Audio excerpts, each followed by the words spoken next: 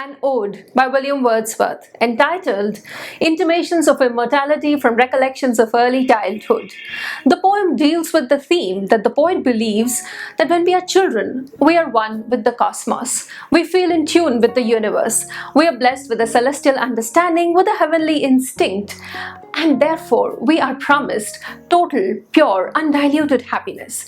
But as we grow up, we are saddled by concerns, by worries, by a lot of hopes and wishes, demands and wants, and therefore we lose this connect with the cosmos. This is the theme of this poem that we shall discuss today. There are other poems by William Wordsworth that we have discussed. You can see the names on your screen right now, and you can find the links to all these poems in the description box below. Let's discuss Intimations of Immortality from Recollections of Early Childhood by William Wordsworth.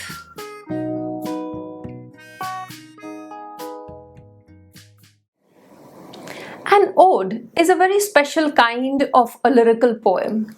An ode is something which is written to glorify the subject, which is written to praise the subject, which is written to express the emotional connect and the intensity that the poet feels about the subject. And romantic poetry has a slew of odes within its domain. And this is one of those odes where Wordsworth feels very intensely about this notion that child is indeed the father of man. This is a line that I take from Wordsworth from one of his other works, which is entitled My Heart Leaps Up. And that poem he wrote when he was looking at a rainbow. And that is when he says the child indeed is the father of man, because he believes that what we feel in childhood is far more deep, is far more intense, and perhaps far more profound and much closer to the truth of the world than what our reasoned adulthood can ever give us. And this is what this ode shall express. Romantic poetry is a wonderful genre of poetry. It is defined by the subjective thoughts of the poet writing these pieces. It is defined by an expression of a lot of emotions. It is defined by the beauty of nature and how the poet wants to exult in this beauty and express it for the reader. So you will see all these aspects in this particular piece, as Wordsworth will tell us that it's childhood indeed where we are closer to our innermost self and to the nature of this world. Let's start with the poem. If you were to look at the poem, you would always see that it has a prelude. It has these three lines that occur before the start of the main body of the poem. Like I said, these three lines are taken from another work by Wordsworth, which is entitled My Heart Leaps Up. And this is the theme that he then expands in this ode, which is addressed elsewhere in a shorter poem. Here he says, the child is the father of man, and I could wish my days to be bound to each by natural piety. And he's basically saying that I find joy in something when I'm a child. I find joy in the same thing when I am a young person, and then I find that joy when I'm adult as well. But when I'm adult, I do feel that that joy is surrounded by other thoughts, by maybe clouds of doubt, by maybe an understanding or reasoning that tells us that this is not the whole truth. The happiness doesn't remain as undiluted, and therefore perhaps the child is the father of man. And this particular poem, My Heart Leaps Up, was written, like I said, when he saw a rainbow. And now in this ode, he'll speak about multiple other things that give him immense joy in nature, but he feels that somehow with advancing age, somehow the joy doesn't remain of that very cardor.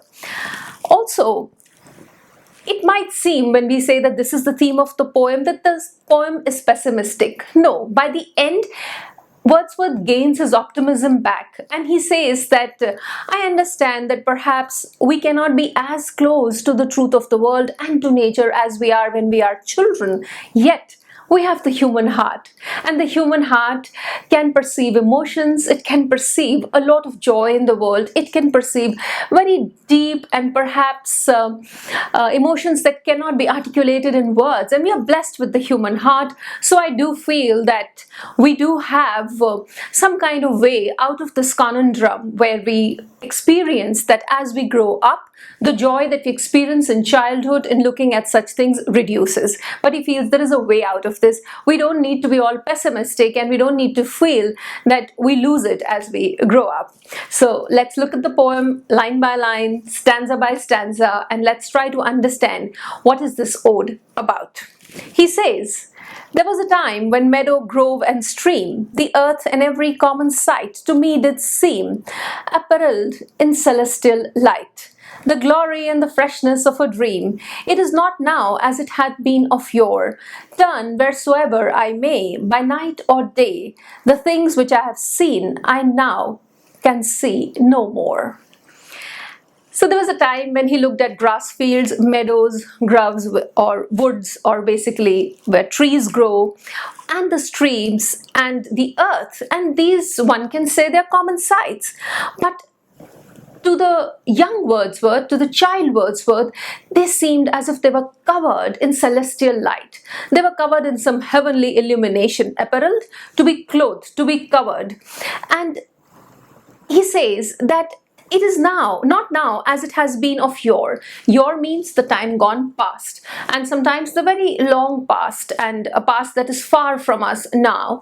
And he feels that as it was in the days gone past, that same joy, that same light, I don't see anymore. And wherever I turn, whether during the night or the day, the things which I saw in my childhood, which I exulted at in my childhood, I see them no more. So that is how he creates the stage, the scene for the poem, that there were things in nature he really loved, he really liked, he thought they were covered in heavenly light. But now as he looks at them, he feels that the joy he found in them in the past, somehow that joy is missing. He goes on to say, "The rainbow comes and goes, and lovely is the rose. The moon doth with delight look around her when the heavens are bare. Waters on starry night are beautiful and fair. The sunshine is a glorious birth, but yet I know wherever I go that there hath passed away a glory from the earth." So I like looking at the rainbow, I like looking at the roses, the sunrise, the moon, the beautiful waters on a starry night, the sunshine, but also I firmly believe that wherever I go and whatever I see, there is a glory that has passed away. I don't see that glory anymore. I don't feel that immensity of joy anymore. I do feel that there is something less in my experience today of the things, the same things which I saw in my childhood. In my childhood, I experienced them more deeply. I experienced them with an intensity of emotion, but I do feel some glory has passed away. It is not the same anymore. He goes on to say, "Now while the birds thus sing a joyous song, and while the young lambs bound to the tabor's sound, to me alone there came a thought of grief. A timely utterance gave that thought relief, and I again am strong." So he says that in the beginning of the poem, what I have told you, the poet has told you that there was something in his childhood that gave him great joy, and he doesn't feel that experience to be as beautiful anymore. He says that this was a thought of grief, a small thought of grief that came in. And when that thought of grief came in, the birds were chirping around him, they were singing a joyous song, and the young lambs, they were also moving about, and there was a drum. The shepherd boy perhaps had a drum. Tabor is a drum, and he was beating that drum, and the lambs were obeying the call of the drum. So all this was unfolding around me when this thought of grief came to me. But then I held myself strong. And he says there was a timely utterance. I checked that thought of mine. I said, no, I don't have to go down that road of feeling sad. And then that thought gave me relief. I did not find as much sadness that I thought I would, but I checked myself, I controlled myself, I stopped myself from going on the path of feeling sad. And I again am strong. And I again became strong. The cataracts blow their trumpets from the steep. Cataract, a waterfall from the steep, meaning they're really falling down from a great height, and therefore they blow their trumpet. They make a large sound because they fall down a steep cliff or topography that gives them this great height to fall down. So he says they're blowing their trumpet, I can hear them. No more shall grief of mine the season wrong. Everything is so beautiful. So no more will I allow the sadness inside of me to ruin the beauty around me. I will not wrong the seasons. I will not do something which is not expected of me in this beautiful setting. I hear the echoes through the mountains throng.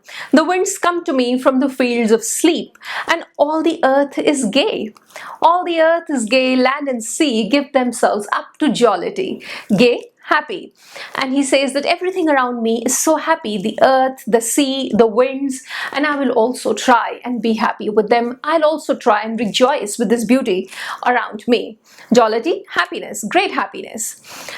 Fun-loving and almost a buoyance of character, which jollity implies. And with the heart of May doth every beast keep holiday.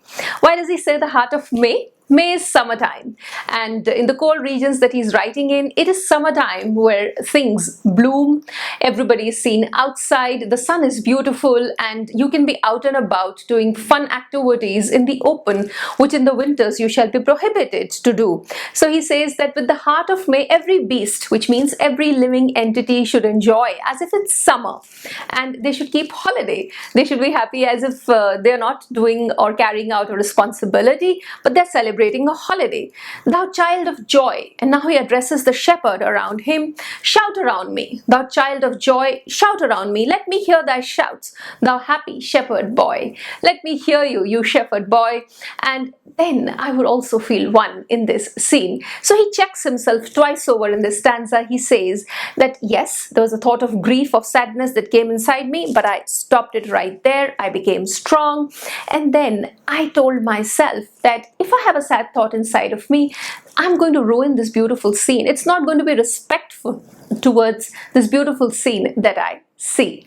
He then takes this thought further and says, Ye blessed creatures, I've heard the call ye to each other make. I see the heavens laugh with you in your jubilee. My heart is at your festival. My head hath its coronal. And he says, you blessed creatures, all the creatures around him that he sees, whether it's the waterfalls making the sound, or whether it's the lambs, or whether it's the birds chirping. And he says that I have heard all the calls you make out to each other, and I also see that the heavens laugh with you, and the heavens are with you in your happiness. And I must tell you that my heart is also at your festival. I also like living with you. And he uses the term in the second line, my head hath its coronal. It almost feels that I'm crowned within this festival, coronal, a coronation or a crown upon one's head, and he feels that he's so much a part of the festival that as if he's been crowned the king of the festival. I do feel very much a part of it, and I feel the fullness of your bliss. I feel it all. And here you get the sense that the poet is trying to prove to himself that, or to try very hard to make sure that the sad thought inside of him does not take him away with the sadness.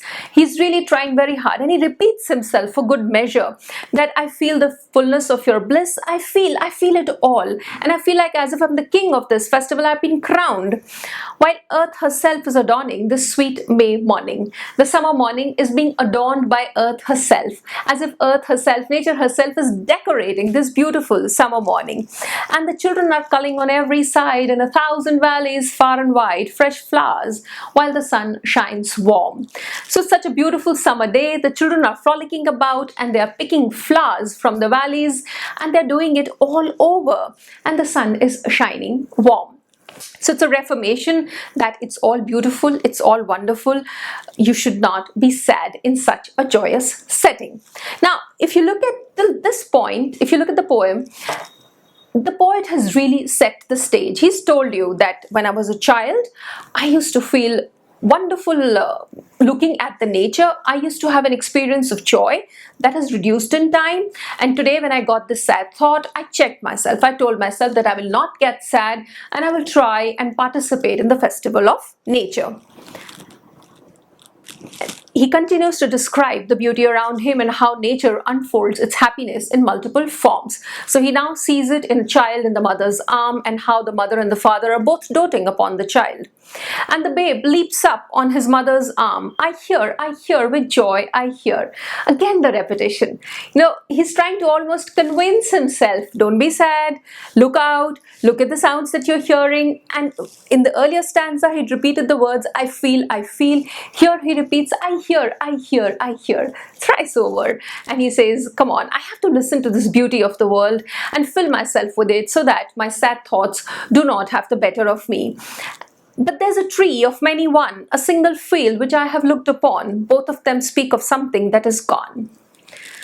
I really hear these beautiful sounds, but then I see this tree, this one tree, and the field. I've seen this field many times over, and I do feel they tell me of something that is gone. The pansy at my feet doth the same tale repeat. And I feel that if I look at a flower at my feet, if I look at this field, if I look at the tree, they're asking the same question. Whither is fled the visionary gleam? Where has the visionary shine, illumination gone? Where has the gleam of experience gone? Where is it now, the glory and the dream? Why don't I feel it? And here you see that how he is going back and forth, back and forth, back and forth. He starts by saying he doesn't feel it anymore, checks himself, tries to listen, repeats to himself, convinces himself of the beauty, and again comes to the same question. It's again bothering him. No matter how much I tell myself that I look at the beauty of nature, I really cannot feel the experience in as much intensity, with as much happiness as I did during my childhood. Where is the visionary illumination gone? Where is it now, all the glory and the dream? It is now from this stage that he will start to explain the basic thematic of the poem that I had summarized for you in the beginning. Here he'll speak of childhood. He'll speak of a life that is before life and that is after life. He'll speak of a soul that perhaps has a longer journey than this one mortal stay that we are aware of during our lifetime. He'll speak of innocence and heavenly instinct. He'll speak of how reason brings in responsibility, how reason brings in this care and concern which does not allow us to appreciate nature and which does not allow us to feel as happy in our setting like we used to when we were children. And finally, he shall conclude that though I feel all this, I also know that I have a human heart that can still feel very intensely. So these are the 4 or 5 things that you can actually differentiate the theme into. So now he starts to say that our birth is but a sleep and a forgetting. He says that when we are born, it's not like we're born into a new life. It's like we have had a life and that we stop to remember, because that life was in heaven, that life was in the lap of God, and we have no memory of it. Our birth is but a sleep and a forgetting. The soul that arises with us, our life's star, hath had elsewhere its setting, and cometh from afar. This soul is coming a long, long distance already. It is not just born with us. It is our shining star. It once again rises with us, but our life is not the only life that gives existence to this soul. This soul has existed for a very long time, and now it's again reborn with us. And it cometh from afar, not in entire forgetfulness and not in utter nakedness. So this soul hasn't forgotten everything, though you and I, as we grow up, we might forget things, and our birth might mean a lot of forgetting, but the soul remembers. The soul roots itself into the heavenly wisdom, into the heavenly concerns, into the heavenly light. But trailing clouds of glory, do we come from God, who is our home? So he says that we are born from God, that God was our home, that God was where we were before we were born, and therefore we were in this beautiful, blissful heaven. And as we are born and as we start to grow, the distance from this heaven starts to increase. So a child still is much closer to this heaven than an adult is. This is the idea that he will develop in the next few lines. Heaven lies about us in our infancy. When we are infants, heaven is just about us. The kingdom of childhood is almost situated in heaven. Shades of the prison house begin to close upon the growing boy. As we grow up, that is when the prison of this world, the prison of day-to-day life starts to close around us as the child starts to become a boy. But still, a boy is not that far from the birth and not that far from the home of God which held us before we were born, like an adult is. So the boy still beholds the light. From where it flows, he sees it in his joy. So the boy also still has a little bit of this light in him yet, and he feels it from where it comes. So he speaks about birth, he speaks about infancy, then he comes to a boy. And now he'll go on to speak of what happens when a person becomes a young man or woman. The youth who daily farther from the east must travel still is nature's priest, and by the vision splendid is on his way attended. At length the man perceives it die away and fade into the light of common day. He says all is not lost even when you are young, though you're traveling farther from the east. East is the direction where the sun rises, or where we assume that the kingdom of heaven lies. So although right from birth we are getting away and away from the heaven which gave us birth, but still, even when we are young, we haven't lost complete touch with it. The youth still has the vision splendid. The beautiful vision is still with the young person, and he is on his way attended, which means heavenly light has still not left his side. He's attended by it. He belongs to the light and the light belongs to him, and he's still nature's priest. He still has that godliness about him. He still has that a bit of that innocence about him, a bit of that absolute celestial joy that he was born with, that still exists with him. But then, at length, the man perceives it die away. But as the youth starts to become an adult person, he perceives that that joy, that celestial light is now dying away, and that fades into the light of the common day. The concerns of day-to-day life take over, and that celestial light somehow fades into the common day. So he has covered the stages of life from birth to infancy to a boy to a young person and then to an adult man. With this, we have come to the end of part 1 of this poem. We're almost halfway through the piece, and we shall continue the discussion in the second video. If you've come this far and if you like the video, please support the channel by giving this video a thumbs up. Thank you very much. I'll see you soon.